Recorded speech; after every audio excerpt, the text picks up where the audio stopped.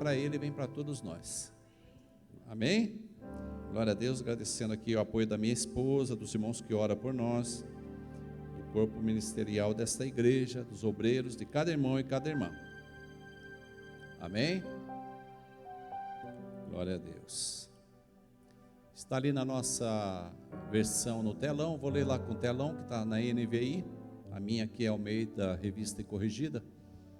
Diz assim: como prisioneiro no Senhor. Paulo está falando para a igreja.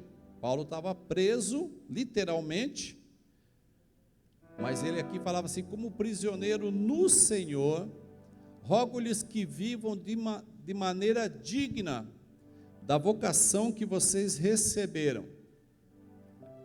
Sejam completamente humildes e dóceis, e sejam pacientes, suportando-vos uns aos outros em amor. Façam todo o esforço para conservar a unidade do Espírito pelo vínculo da paz.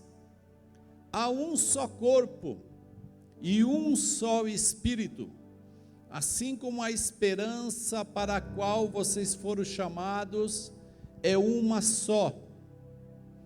Há um só Senhor, uma só fé, um só batismo, um só Deus e Pai de todos, que é sobre todos, por meio de todos e em todos. Amém? Glórias a Deus.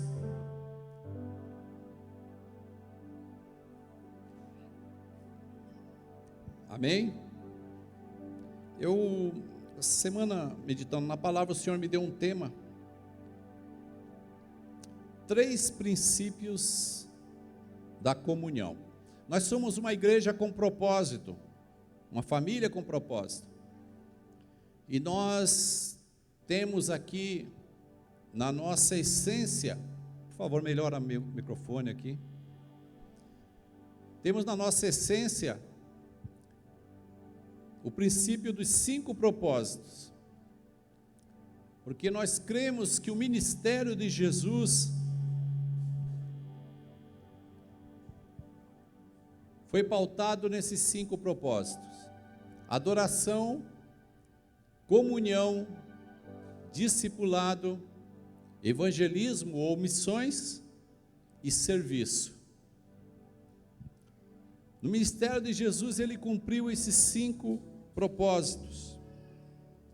E nós estamos trabalhando dia a dia para nós também cumprirmos o nosso propósito. Então, um desses propósitos é a comunhão. Glória a Deus.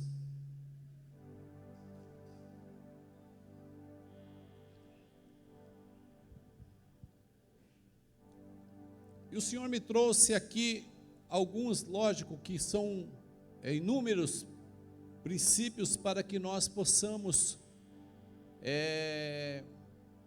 exercer a comunhão.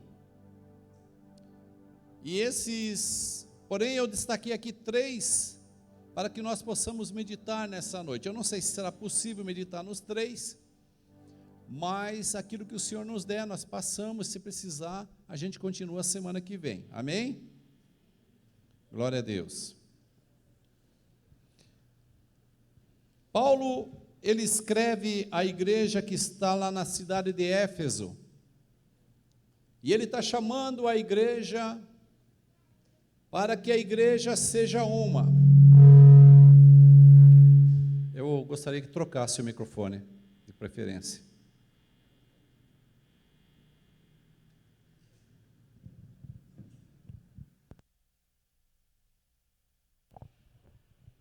Obrigado, pastor André. Amém? Glória a Deus. Ele está chamando a igreja que está na cidade de Éfeso,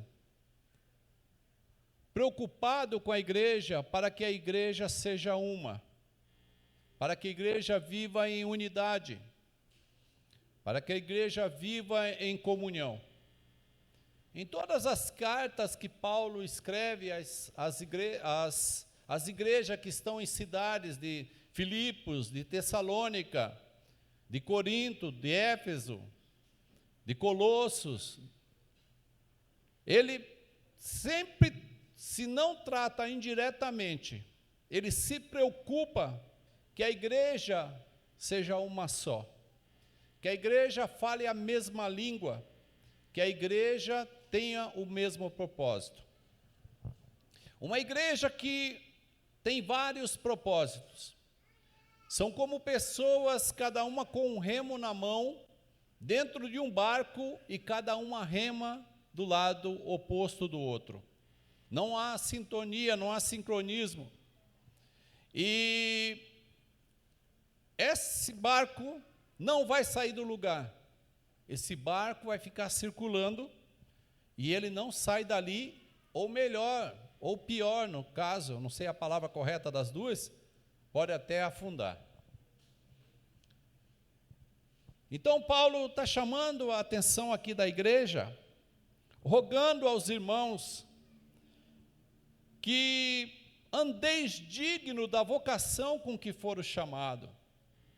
Nós tínhamos, na nossa essência carnal, nós tínhamos comportamentos que nem sempre eram aconselháveis, que nem sempre eram dignos, mas uma vez que Jesus nos chamou, Jesus nos limpou, Jesus nos purificou, Jesus nos moldou, aleluia, Jesus nos transformou, aleluia, e hoje nós somos nova criatura em Cristo. Amém? Aleluia. Glórias a Deus.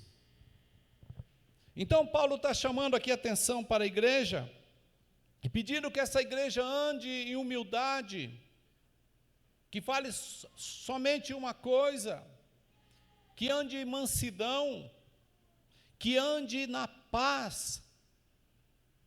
Aleluia. E ele diz aqui no versículo de número 3, procurando guardar a unidade do Espírito. Por qual maneira? Pelo vínculo da paz. Ele aconselha que nós tenhamos paz uns com os outros. Uma igreja unida, uma igreja em paz, uma igreja que caminha para um alvo. Amém? E ele chama a atenção lá no versículo de número 4, e ele diz assim que há um só corpo e um só Espírito. Aqui o corpo é a igreja, o corpo da igreja. Por isso que nós cantamos aqui, somos corpo e assim bem ajustados, totalmente ligados, né? Nós vivamos em amor, aleluia, uma família, amém? E ele diz assim, ó, e um só Espírito, Espírito com letra maiúscula, Espírito Santo, é Ele quem conduz a minha vida e a tua, assim como a esperança para a qual vocês foram chamados é uma só. Nós temos uma esperança, uma promessa de um dia morarmos com o nosso Deus por toda a eternidade, na Nova Jerusalém. Amém? Então nós temos uma esperança, é uma só. E quando você tem essa esperança, e você sabe de onde você veio, aonde você está e para onde você vai, aleluia, você não se embaraça com os negócios dessa vida. E quanta gente embaraçado, quantas pessoas embaraçadas. Às vezes ouvi uma palavra que não agradou, e ela se embaraça, e ela remói, e ela fica guardando mágoa. Isso não estou falando só em ambiente aqui não, é na empresa, é na família, é no hall de amigos, aonde for, não importa. O Senhor diz assim, segui a paz com todos. Amém? Aleluia. Então nós sabemos para onde nós vamos. E aí, prosseguindo no versículo de número 5, pode pôr? Há um só Senhor, e uma só fé, um só batismo. Na terça eu estava aqui ministrando para o nosso candidato do batismo, e eu explicando para ele, há um só batismo. Significa que se a Igreja Família com Propósito receber alguém que veio de uma outra denominação, mas que ela teve os batismos segundo os princípios bíblicos, ela não será batizada novamente aqui, mas nós aceitaremos o batismo pela qual ela foi batizada, porque nós cremos nessa palavra, há um só batismo.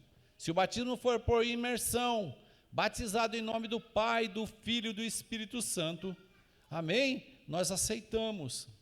E um só Deus e Pai de todos, que é sobre todos, por meio de todos e em todos. Olha que interessante.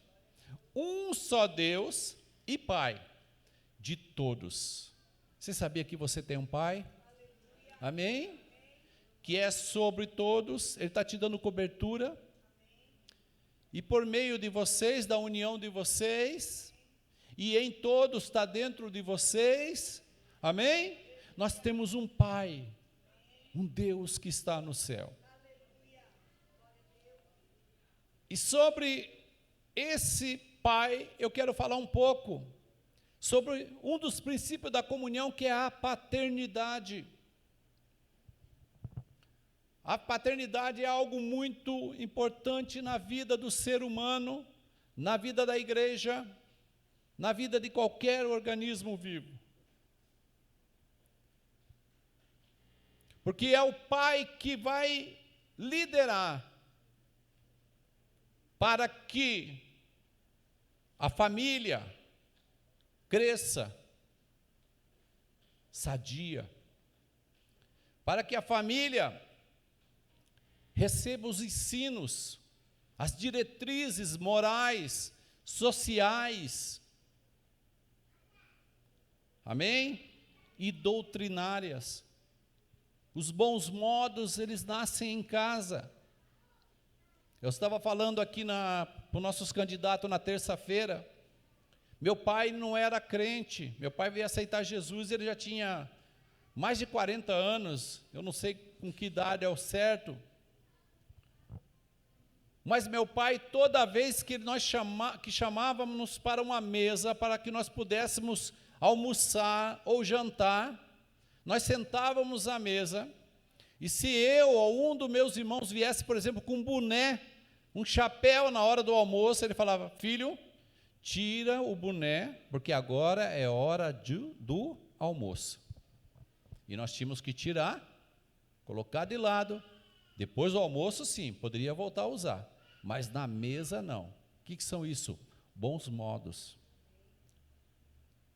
Meu pai me ensinou a pedir a bênção. E isso é importante porque hoje a gente ensina aqui e percebe o quão importante é a bênção de um pai na vida de um filho, de um pai e de uma mãe. E isso eu ensinei para os meus filhos e hoje nós passamos para os nossos netos. Amém?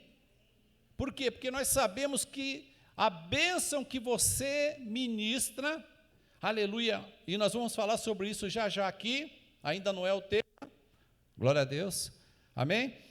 Ainda não vou falar sobre concordância, mas a bênção que você ministra, o Senhor assina embaixo.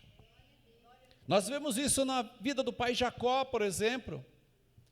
Ele está morrendo, já viveu muitos anos de vida, mais de 100 anos, acho que se eu não me engano 140, está perto da morte, ele chama filho por filho, e abençoa filho por filho, e a bênção acontece conforme o pai assim proferiu, amém? Glória a Deus. Então, nós vemos o quão é importante, são princípios que a gente recebe. Jesus, ele era e é o maior exemplo para nós de submissão à nossa paternidade e de honra à nossa paternidade. Jesus constantemente, ele falava do Pai.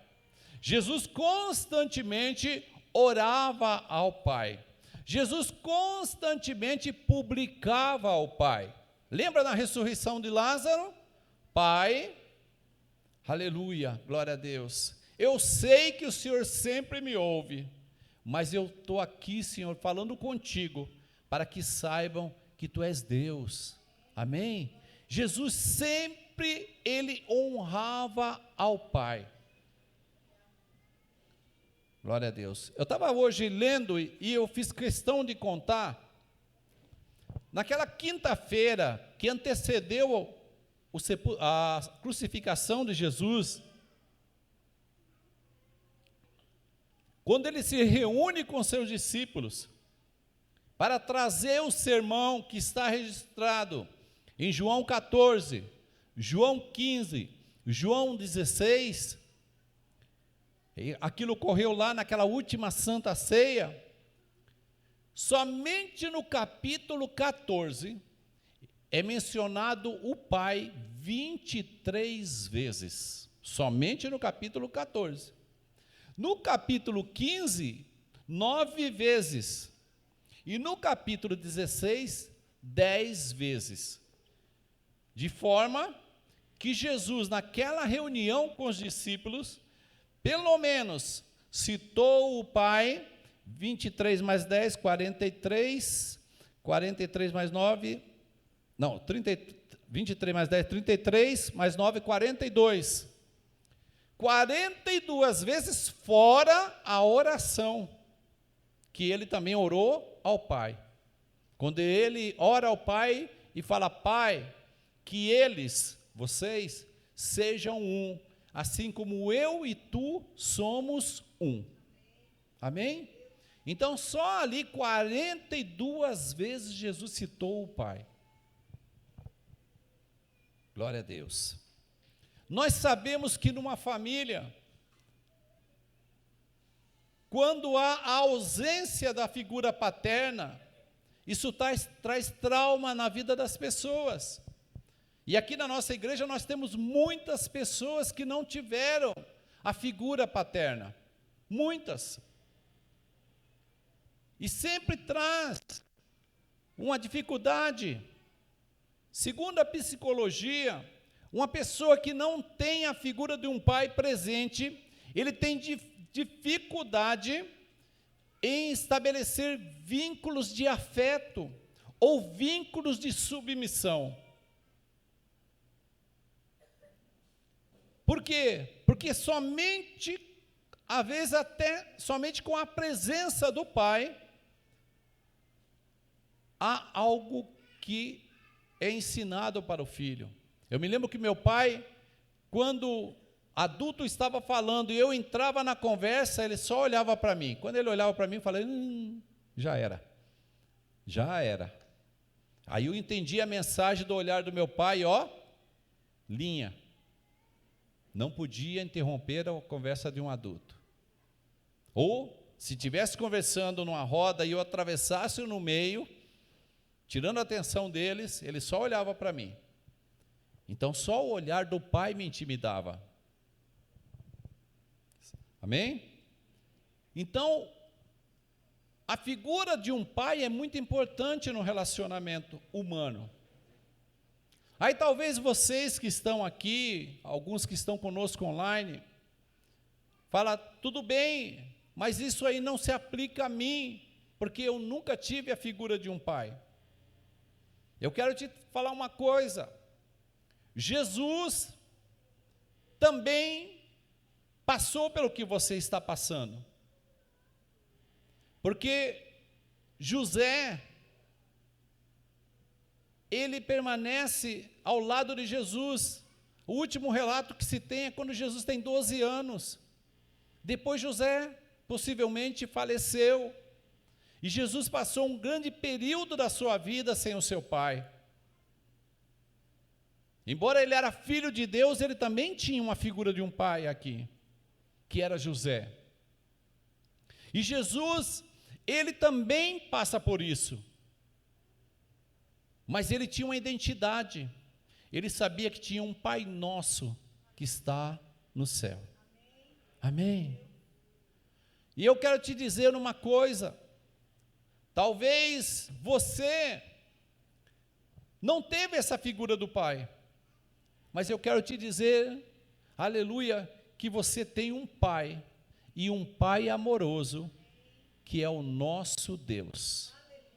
Em 1 João capítulo 3 e versículo 1, se tiver aí, pode colocar para mim, diz assim, ó, vede com grande caridade tem nos concedido o Pai, que fôssemos chamados seus filhos. Amém? Olha lá, veja como é grande o amor do Pai, que o Pai nos concedeu, sermos chamados filhos de Deus, o que de fato somos, porque isso o mundo não nos conhece, por isso o mundo não nos conhece, porque não o conheceu. João fala assim, e de fato nós somos o quê? Filhos de Deus. Você tem um Pai que está no céu, e que te ama, e que te compreende, e que sabe tudo sobre você, mesmo quando teu pai foi embora, aleluia, ele sabe tudo sobre você, mesmo que você, antes que você fosse gerado, ele já te conhecia, e já te amava, amém? Aleluia, você já era amado do Pai, você já era amada do Pai, glórias a Deus. Então, nós vemos que essa cultura da paternidade, ela inicia em Jesus, no Novo Testamento, porque lá no Velho Testamento, o povo de Israel já cultivava isso, sempre se referia a Abraão como pai Abraão, nosso pai Jacó, nossos patriarcas, sempre havia essa menção. Eliseu tinha isso em Elias, o seu pai espiritual, e também era conhecido como pai. Aleluia.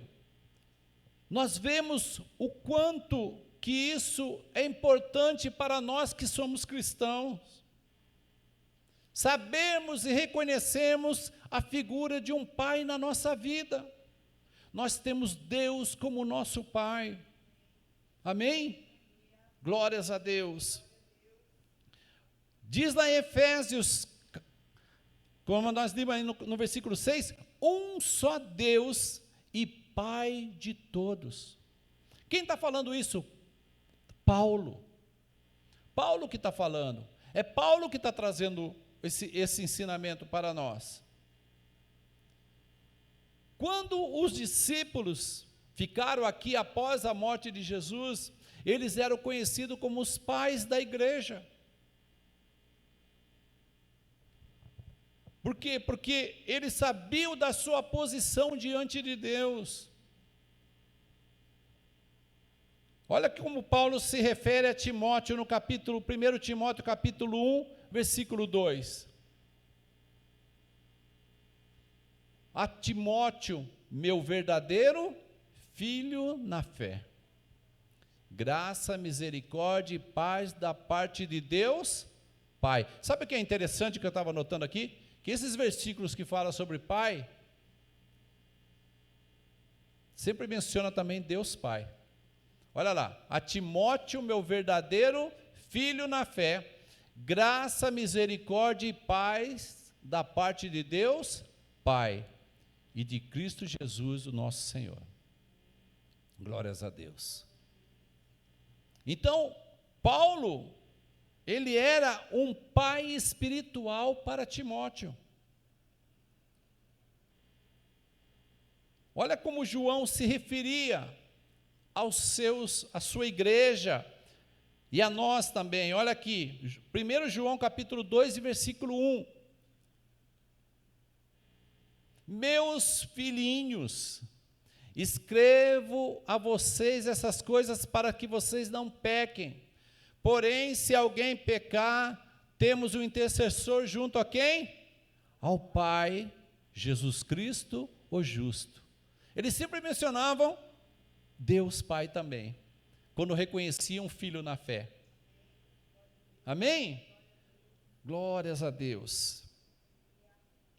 Então, queridos, nós vemos o quão é importante nós reconhecermos a figura de um pai espiritual. E é interessante que quando a gente fala sobre paternidade, a paternidade anda também com outro termo, e ela é casada com outro termo, que é a honra. Então, eu honro a Deus, eu honro o próximo, eu honro o meu líder, eu honro o meu pai espiritual. Amém? Então, a paternidade e a honra andam juntas. Não há como você exercer uma paternidade sem honra. Você tem que honrar. Glória a Deus. Nós somos filhos de Deus, e por sermos filhos espirituais de Deus, herdamos dele o potencial para desenvolvermos as qualidades, glória a Deus, divinas. Deus colocou em você a sua essência. Um filho sempre parece com o pai. A gente olha lá e fala assim, a cara do pai. Amém? Às vezes eu fico me olhando e eu me lembro de uma foto do meu pai novinho, né? Vamos me dar uma colher de chá aí, tá? Novinho. E era a minha cara. Eu pareço muito com meu pai. Talvez você apareça com a sua mãe. Ah, não, eu pareço mais com a minha mãe. Mas você tem traço do teu pai em você. Sempre vai ter um traço do teu pai em você. Então, você reflete a glória de Deus. Você é representante de Deus na terra. Amém? E como filho amado de Deus, você tem que olhar para o teu irmão e para a tua irmã, aleluia, como filho de Deus também. Você tem que olhar para a outra pessoa, aleluia, e saber que ele e ela também é filho de Deus. Talvez ele e ela sejam um pouquinho mais difícil de se conviver, mas você tem que amá-lo como teu irmão. É por isso que nós chamamos irmão, né? Irmã Aline, irmão Kleber, amém? Irmã Fernanda. Talvez isso não é costume, é porque nós temos um pai. Nós somos da família do Senhor. Amém, queridos? Glória a Deus. E Paulo, ele traz para nós um ensinamento, lá em 1 Tessalonicenses capítulo 5, versículo 12 e 13, e justamente aqui ele nos fala dessa honra que nós temos que ter. Paulo está trazendo para a igreja de Tessalônica, dizendo assim, olha, agora pedimos a vocês, irmãos, que tenham consideração para os que se esforçam no trabalho entre vocês. Em outra versão, os que presidem entre vós, os que lideram no Senhor e os que os aconselham. Tenham-nos na mais alta estima, com amor, por causa do trabalho deles, vivam em paz uns com os outros. Paulo está trazendo para nós aqui, além de todo o nosso viver diário, também um ensinamento para conosco como igreja. O que Paulo está dizendo? Todas as pessoas que presidem sobre vocês, honrem e tenham em alta estima.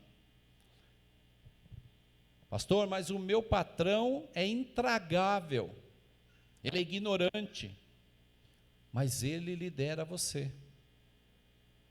Ainda que vocês não se biquem lá, às vezes não conseguem nem conversar, mas ore por ele, e saiba que sempre que ele é o seu patrão. Você nunca deve gritar com ele. Por quê? Porque você tem a essência de Deus na tua vida. Tá? Por isso que nós oramos pelo nosso presidente, nós oramos pelos nossos governantes. E aqui dentro da igreja, nós temos uma pessoa que lidera sobre nós. Nós temos aqui os pastores, tem aqui o pastor Toniel, que está incansavelmente trabalhando por nós. E nós precisamos exercer esse princípio da paternidade, dessa liderança nas nossas vidas. Vocês que estão nos visitando, na igreja de vocês, vocês têm um pai espiritual. Honre o seu pastor, honre a sua pastora. Nós temos que honrar aqueles que presidem entre nós. Dentro da igreja, somente a figura do pastor? Não. O teu líder também. A tua liderança também, você tem que honrar. Amém? Temos que estar honrando. Porque quando nós dividimos o nosso coração e criamos resistência, a bênção do Senhor é retida, o trabalho não prospera e nós não sabemos o que está acontecendo. Mas eu oro, eu entrego, eu jejuo e não prospera. Não prospera por quê? Porque está tendo discórdia.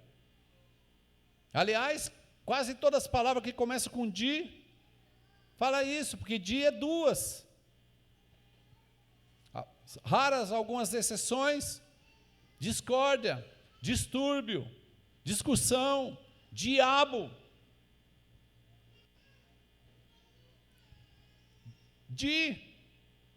dissensão. Então, queridos, nós temos que saber que para que nós vivamos aqui um ambiente dentro da casa do Senhor em comunhão, nós temos que honrar os que exercem liderança entre nós. É a pessoa responsável pela limpeza, eu honro ela. É a pessoa responsável pela segurança, eu honro ela. É o líder do departamento musical, eu vou honrá-lo como meu líder. Amém? É o meu pastor, eu tenho que honrar o meu pastor. Às vezes a gente perde essa noção, mas nós temos que exercer isso na nossa vida. Se nós queremos prosperar na nossa vida, nós temos que honrar. Amém, queridos? Amém? Vocês estão aí, né? Glória a Deus. Segundo ponto, é a unidade. Paulo aqui chamou aqui para que nós tenhamos apenas um só pensamento, um só Deus, um só Espírito, uma só fé, um só amor. Se nós não tivermos estivermos divididos entre dois, não prospera. Um casal se casam para viver o quê? Uma vida de concordância, uma vida de união, uma vida com propósito, uma vida em um sentido único. Então nós temos que no nosso viver, e principalmente na casa do Senhor, vivermos em unidade. Vamos junto? Vamos. Amanhã todos aqui? Todos aqui. Conto com vocês às 18 horas? 18 horas. Então nós temos que falar apenas uma linguagem. Se nós estivermos divididos, Jesus não se faz presente no nosso meio. Paulo pergunta: está Cristo dividido? Então, nós não devemos estar divididos. Amém? Olha lá o que Jesus ora em João 17, 21. Naquele capítulo que eu acabei de citar para vocês, naquela quinta-feira. Aqui ele está na oração. E ele ora e diz assim, para que todos sejam um. Pai, como tu estás em mim e eu em ti. Para que todos sejam um, Pai, como tu estás em mim e eu em ti. Que eles também estejam em nós, para que o mundo creia que tu me enviaste. Uma igreja que tem unidade ela prega com a sua unidade. Olha aqui, para que o mundo creia que tu me enviaste. Quando uma igreja está em concordância, quando uma igreja, ela caminha tudo na mesma direção, quando uma igreja tem propósito, aleluia, tem alguém nos observando. E essa pessoa que está nos observando, ou essas pessoas, elas estão vendo Cristo verdadeiramente na nossa vida. E nós vamos ver isso, vamos lá para, olha aqui o que diz aqui, nós cantamos aqui, Romanos 12, 4 e 5. Que nós cantamos hoje, assim como cada um de nós tem um corpo, com muitos membros, e esses membros não exercem todas a mesma função, assim também em Cristo, nós que somos muito, formamos um corpo, cada membro está ligado a todos os outros. Qual o membro mais importante no corpo? Você vai falar, mas é o coração. Coloca o coração sozinho para ver se ele anda, se ele pensa, se ele vai. Não, ele depende de tudo. Às vezes você dá uma piscada, e aliás você piscou aí, nem dá piscada aí. E você sabe por que você piscou? Ah, porque o pastor mandou. Ah, bom, tá certo. Tá? Mas não é, você pisca a todo instante. Por quê? Para lubrificar o seu olho. Se nós tivéssemos o olho e não piscássemos, não tivéssemos a pálpebra, né? Se nós não piscássemos, o olho ressecaria e nós perderíamos a visão. Acerta o dedinho, aquele dedinho do pé, a quina, lá naquele móvel na tua casa. É só o dedinho que vai doer, não é? Hã? É só o dedinho que vai doer? Não, né? Aliás, a boca está até longe do dedinho, mas é a primeira a se manifestar. Por quê? Porque nós dependemos do corpo. O que quer dizer isso? Eu também estava ensinando isso no discipulado. Não espere que todos nós que estamos na igreja sejamos todos cantores, sejamos todos pregadores, sejamos todos tocadores, que todos nós temos as mesmas habilidades, nós não teremos. Cada membro no corpo tem uma função. Às vezes a pessoa não sabe cantar, não sabe pregar, não sabe tocar, não tem um dom administrativo, mas às vezes só deles ficar ali na entrada e ele vir cumprimentar uma pessoa, a pessoa é cativada pelo abraço.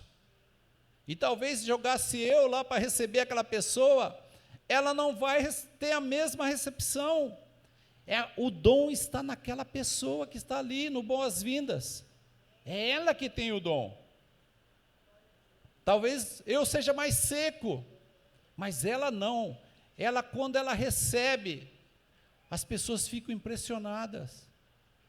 Então, querido, dentro do corpo, cada um tem uma função.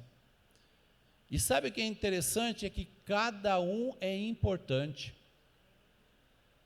Às vezes você olha uma pessoa e ela não participa de nada na igreja, mas você não sabe se ela está intercedendo pela igreja.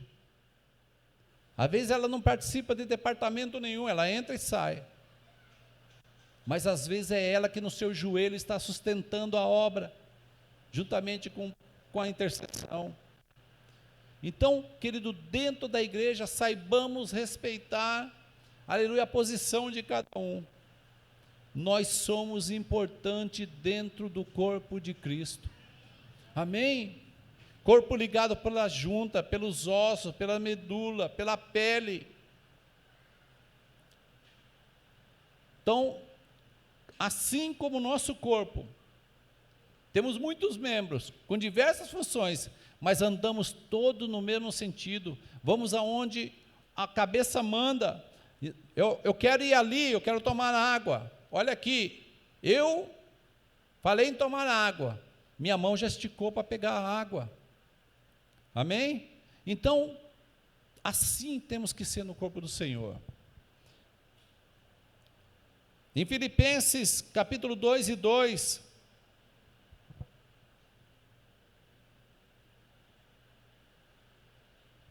completem a minha alegria. Paulo está falando para a igreja de Filipos. Aliás, a carta de Filipos é a carta da alegria. O tema da carta é alegria. E ele fala assim: completem a minha alegria, tendo o quê? O mesmo modo de pensar, o mesmo amor, um só espírito e uma só atitude. Aqui na outra versão, ele diz assim: o mesmo espírito e a mesma atitude. Ou seja, o que é isso? É uma igreja em unidade. Ela pensa junto, ela anda junto, ela congrega, tudo que ela faz, ela tem o mesmo propósito. É isso que Jesus quer da sua igreja. Glórias a Deus. Amém? E, para terminar esse tópico aqui, Atos 2, 42 a 47. A igreja primitiva. Quando Pedro prega a palavra do Senhor, e quase 3.000 pessoas aceitam ao Senhor, olha o que fazia aquela igreja. Ele se dedicava ao ensino dos apóstolos, e à comunhão, e ao partir do pão, e às orações, e todos estavam cheios de temor, olha aí, todos estavam cheios de temor, e muitas maravilhas e sinais eram feitos pelos apóstolos. Os que criam mantinham-se o quê? Unidos, e tinham tudo em comum, vendendo as suas propriedades e bens, distribuiu a cada um conforme a sua necessidade. Aqui não era mandamento. Os discípulos nunca pediram para ninguém vender propriedade. É que o amor era tão entranhável, era tão intrínseco, era tão assim, todo mundo sentia a dor do outro, que a pessoa pensava: eu estou vendo meu irmão ali com necessidade, eu com a propriedade, eu vou vender. Vendia a propriedade, pegava o dinheiro, entregava na mão do apóstolo, o apóstolo falava assim: então vamos lá, vamos socorrer aquela família, aquela, de tal maneira que eles tinham tudo em comum. E olha, todos os dias continuava a reunir-se no pátio do templo, partia o pão de casa em casa, e junto participava das refeições com alegria e sinceridade de coração, louvando a Deus e tendo a simpatia do quê? De todo o povo. E o Senhor lhes acrescentava diariamente os que iam sendo salvos. Amém? Então, queridos, uma igreja unida, ela prega para as pessoas. Nós fizemos um propósito de... Me lembra aqui, pastor André, 1.000 pessoas em 3 anos? Hã? 3 ou 5? 1.000 pessoas em 5 anos. É um propósito do nosso pastor. Sabe quando é que nós vamos conseguir isso? Quando nós estivermos totalmente ajustados. E se você está cada dia se ajustando mais, fique sabendo, tem alma chegando. Amém? Glória a Deus. Agora nós vamos batizar talvez 7 ou 8 pessoas, e no próximo batismo nós vamos batizar 30, 40, 50 pessoas. Amém? Aleluia. Mas do que se depende isso? Da nossa comunhão. Da nossa comunhão. Nunca esteja dentro da igreja insatisfeito. Se você estiver insatisfeito com alguma coisa, procure o seu pastor e coloque a limpo, para que ele veja aonde está o problema. Porque se você estiver com outro pensamento dentro da obra, vai haver bloqueio das bênçãos do Senhor. Por mais que a igreja ore, por mais que a igreja jejue, haverá um bloqueio, e às vezes o bloqueio pode estar na tua vida. No primeiro capítulo de Coríntios, na primeira carta de Coríntios, pode pôr lá o versículo, acho que é 1, 2 e 3 talvez. Vamos lá, 1 Coríntios capítulo 1. Paulo chamado para ser apóstolo de Jesus Cristo pela vontade de Deus, e o irmão Sóstenes, a igreja de Deus que está em Corinto, aos santificados em Cristo Jesus e chamado para serem santos. Amém? Com todos os que em toda parte invocam o nome do Senhor Jesus Cristo, Senhor deles e nosso. A vocês graça e paz da parte de Deus nosso Pai e da do Senhor Jesus Cristo. Sempre dou graças ao meu Deus por vocês, por causa da graça dele, que dele receberam em Cristo Jesus, pois nele vocês foram enriquecidos em tudo, isto é, em toda palavra, em todo conhecimento, porque o testemunho de Cristo foi confirmado entre vocês, de modo que não falta a vocês nenhum dom espiritual, enquanto vocês esperam que o nosso Senhor Jesus Cristo seja revelado. Até aí, Paulo está falando da igreja completa, a igreja enriquecida na graça, no conhecimento da palavra, uma igreja que tinha os 9 dons do Espírito Santo.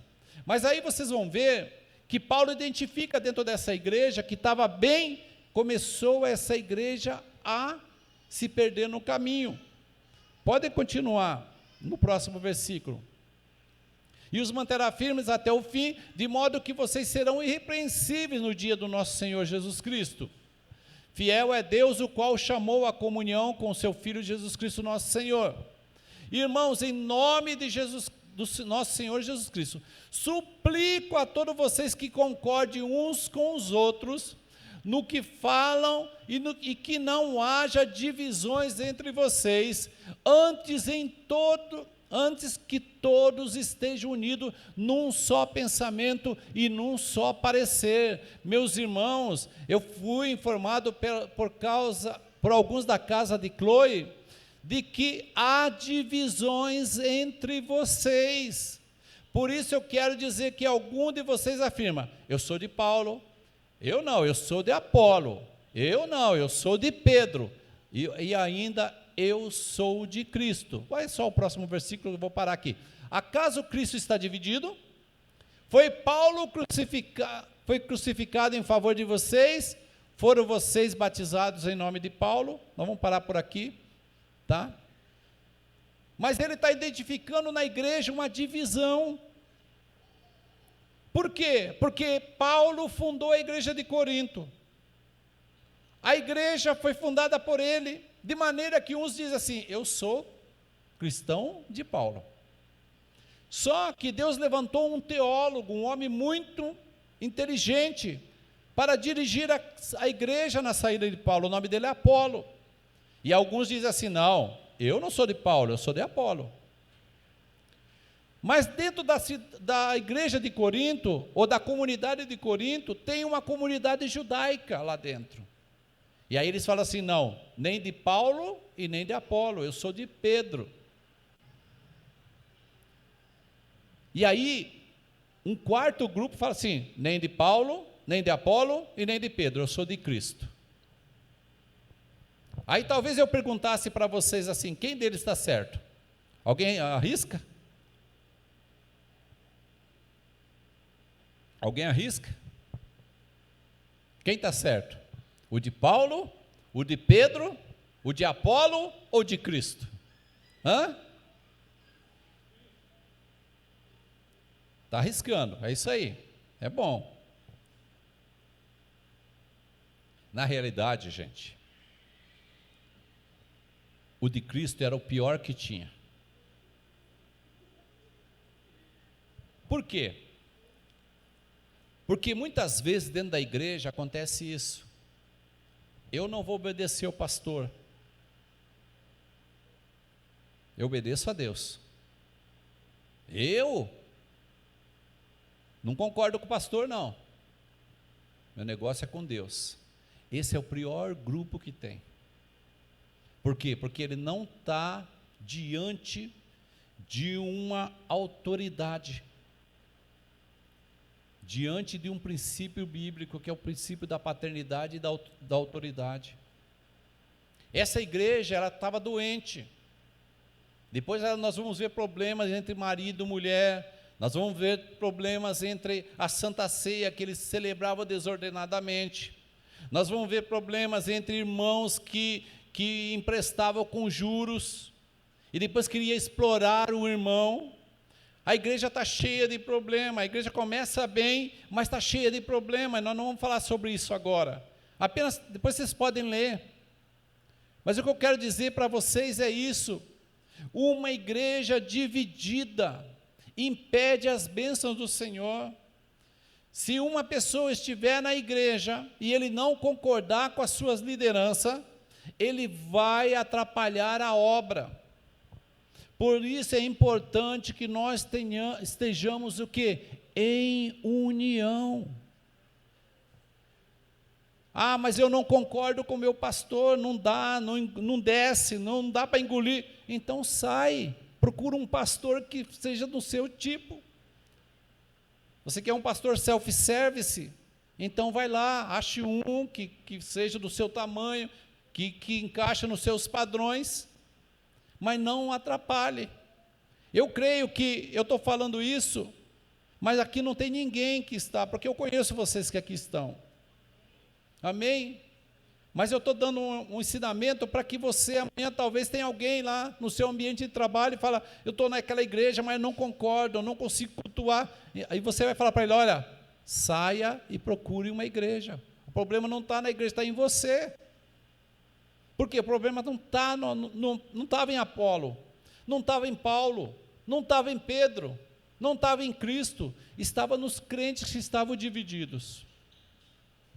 Amém? Que hora que é? Ali, 21h39. Eu vou só mais 10 minutos, pode ser? Amém? Terceiro princípio. Primeiro, falei da paternidade. Segundo, da unidade. E a terceiro, esse é muito importante, a concordância. Inclusive aqui nós lemos um versículo. Paulo diz assim, que haja concordância entre vós. Tá? A igreja estava em desacordo. Em Mateus capítulo 18, versículo 18 a 20, Cristo nos diz assim, ó, digo a verdade, tudo que vocês ligarem na terra, será ligado no céu, e tudo que vocês desligarem na terra, será desligado no céu. Também digo que se 2 de vocês concordarem na terra, em qualquer assunto sobre o qual pedirem, isso será feito a vocês por meu Pai que está no céu. O princípio da concordância, ele é muito importante, porque ele não fala somente de nós como igreja, mas fala de nós como seres viventes nessa terra. Eu tenho que estar em concordância em todo ambiente que eu participar. Casal que não vive em concordância, o casamento é uma tempestade. O casal precisa estar em concordância, marido em concordância com a mulher, mulher em concordância com o marido. Quanto mais na igreja, temos que estar em concordância. O Senhor, Ele nos dá uma instrução. Quem está dando a instrução aqui é o próprio Jesus. Se 2 de vocês concordarem na terra a respeito de um assunto, ele será, olha lá, no qual vocês pediram, isso será feito a vocês por meu Pai que está no céu. Sabe o que eu quero dizer? É que se 2 pessoas concordam em fazer algo errado, eles trazem para si o peso por aquilo que eles decidiram. Se 2 pessoas concordam em andar em um só sentido, em uma só direção, eles têm um só propósito, o Senhor no céu, Ele realiza aquilo que você está pedindo. Imagina você que está comigo aqui, você está sofrendo de uma enfermidade, e você pede oração para alguém, e alguém abraça com você a causa, e vocês falam assim, olha, vamos nós 2, ou nós 2 talvez, orarmos meia-noite pela sua cura. É 2 concordando na terra, e Deus concordando no céu. Amém? Você quer ter vitória? De concordância. Aleluia. É por isso que quando o pastor ora aqui, pelos enfermos que chamam aqui, todos têm que estar em concordância. Se a igreja, quando os enfermos vêm aqui, independente da enfermidade, todos nós tivermos o mesmo propósito, não sai uma só pessoa daqui sem cura. Mas se no meio de nós tiver pessoas lá no meio da nave da igreja que não estão concordando, que não estão nem aí, a bênção é retida. Isso é tão interessante que Jesus, em muitas ocasiões, ele não levava a todos os discípulos. Olha só, quando ele chega lá na casa de Jairo, e a menina estava morta, e ali tinha um monte de gente ali chorando, ele falou, sai todo mundo. Por quê? Porque ali tinha discordância, com certeza. Ele fala assim, a menina não está morta, está dormindo, e todo mundo começa a zombar. Aí ele fala, então sai todo mundo. Não está em concordância? Sai. Quem vai entrar? O pai da menina, a mãe da menina, Jesus, Pedro, eu não me lembro agora os discípulos, mas eu acho que era Pedro, João e Tiago. Apenas aqueles que estavam em concordância. E o que aconteceu? A menina foi ressuscitada. Amém? Glória a Deus. Lá em Lucas capítulo 10, nós não vamos ler por causa do horário, Jesus manda 70 discípulos, de 2 em 2. De 2 em 2. São 70 discípulos, 35 pares, que saem para seguir a ordenança de Jesus. Por que Jesus não manda 70, cada um para um canto? Imagina 70 pessoas distribuídas, ia ser uma bênção. Mas Jesus sabia do princípio da concordância. E ele manda assim, vão de 2 em 2. Por quê? Se 2 concordarem, Deus realiza um milagre. E eles vão, 35 duplas, e vão. E quando eles voltam felizes. Está lá no capítulo 10 de Lucas.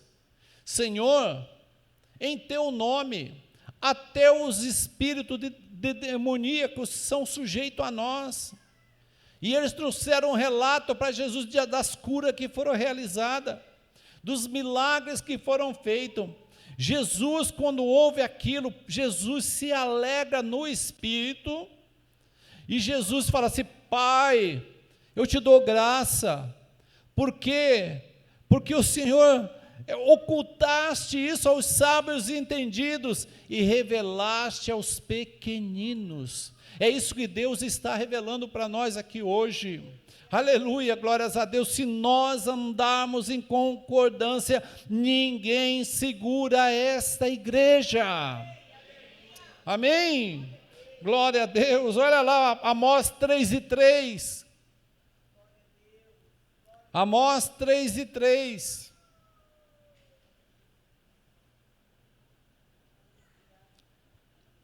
Duas pessoas andarão juntas se não tiverem de acordo? Andarão juntas se não tiverem de acordo? E quando ele está dizendo juntas aqui, é juntas com o mesmo propósito. Porque duas pessoas podem estar juntas, mas não estão no mesmo propósito. Por exemplo, o policial prendeu o bandido, estão andando junto, mas não estão no mesmo propósito. Tá? Agora, quando duas pessoas estão no mesmo propósito, seguindo no mesmo caminho, de acordo, vamos para lá? Vamos. Vamos voltar? Vamos. Vamos parar? Vamos. Aleluia. O Senhor pergunta, andarão duas pessoas juntas se não estiverem de acordo? Por quê? Porque Jesus, Ele é o Deus da concordância. Aleluia. Ele é o Deus da concordância. Lá em Apocalipse capítulo 3, para nós terminarmos, versículo 14, ele diz assim a uma das cartas da igreja, e ao anjo que está em Laodiceia escreve, essas são as palavras do quê? Essas são a palavra do quê? A igreja está aí? Essas são a palavra do Amém, a testemunha fiel e verdadeira, o soberano da criação de Deus. Sabe o que é amém? assim seja. Assim seja. Quem quer o assim seja? Jesus. Essas são as palavras do amém. A testemunha fiel e verdadeira. O soberano da criação de Deus. Jesus é o amém. Jesus é o assim seja. Se vocês tiverem um problema e você conseguir uma pessoa que concorde com você em abraçar a tua causa, Jesus é o amém. Jesus tem a resposta para você. Por isso que nós temos que ter uma igreja em concordância. Um casamento, quando está em concordância, ele prospera. Um casamento, quando não está em concordância, ele acaba afundando. Me lembro de uma, mais ou menos, tá? Não lembro, faz muito tempo, então eu lembro mais ou menos de um testemunho verdadeiro, tá? Uma família bem abastada, um casal de posses financeiras altas. Eles construíram a casa dele e é mais ou menos isso, tá? Porque como faz muito tempo, talvez eu inverta a árvore aqui. Mas foi assim, eles construíram a casa e na entrada da casa, a mulher falou assim, eu quero palmeiras. Eu quero palmeiras na entrada aqui. Meu marido, eu quero que você plante umas palmeiras na entrada dessa casa aqui. Só que o marido, queridos, ele foi e não comprou palmeira, ele comprou coqueiro. E quando a mulher viu, a mulher não gostou. Ela falou, mas eu pedi para você palmeira, você trouxe coqueiro, não é a mesma coisa. E ele falou, não, mas eu comprei, está comprado, deixa aí, agora eu não vou mais trocar. E aí o que aconteceu? O coqueiro começou a morrer. Não ia para frente. Começou a morrer um por um. Foi morrendo. E um dia, o casal conheceu esse princípio. E o marido, então, ele inverteu, mandou arrancar os coqueiros mortos e colocou palmeira no local dos coqueiros. Nenhuma palmeira morreu. Por quê? Porque havia ali uma discordância antes, mas agora tinha uma concordância. Isso é importante para nós, porque às vezes a esposa fala para o esposo, eu quero tal coisa, e o esposo fala assim, não, vamos deixar isso aí para lá, primeiro eu vou comprar isso. Não, mas eu estou precisando de uma máquina de lavar, um exemplo, tá? Não, mas primeiro eu quero o videogame, sei lá, um exemplo, tá? E aí, o esposo vai e compra o videogame, mas a esposa não queria o videogame, a esposa está querendo a máquina de lavar.